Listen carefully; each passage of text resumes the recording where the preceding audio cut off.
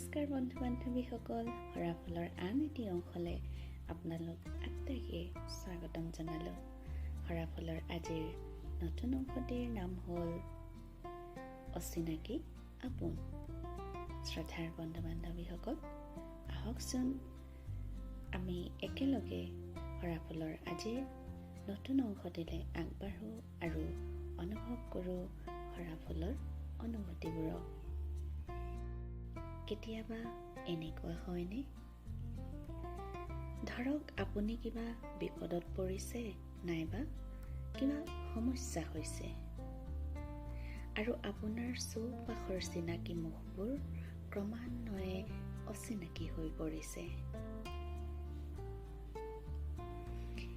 এটা ভয় লগা অকলশৰীয়াই আপোনাক গোটে গিলিবলৈ লওঁতেই এনেকুৱা কোনোবা আহি আপোনাৰ ওচৰত থিয় দিছে যাক আপুনি একেবাৰে আশা কৰা নাছিল।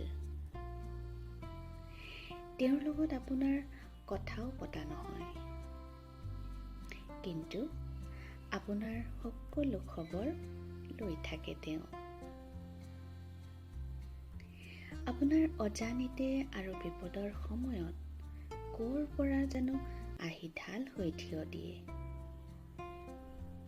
আপুনি আচৰিত হয়, বিশ্বাস নহয়, কিন্তু তেওঁ যে বেলিটোৰ দৰেই সঁচা। সেই তেওঁবোৰেই আমি নজনাকৈ আমাৰ জীৱনটো ভৰাই ৰাখে।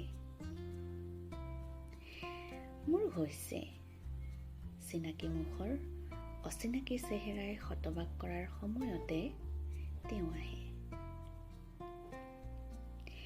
এনেদৰে হাতখনত খামুচি ধৰে যে গোটেই পৃথিৱী তুচ্ছ যেন হৈ পৰে।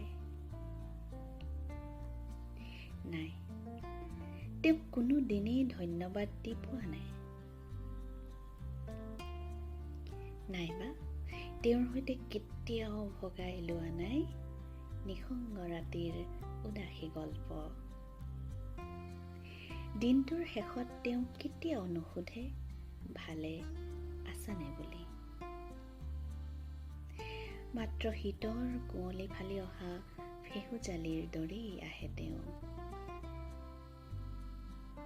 নাই, কেতিয়াও নিদিয়ে তেওঁ প্ৰতিশ্ৰুতিৰ অখণ্ড পাহাৰ, কিন্তু মইতো জানো তেওঁ আছে, তেওঁ আছিল আৰু তেওঁ থাকিব।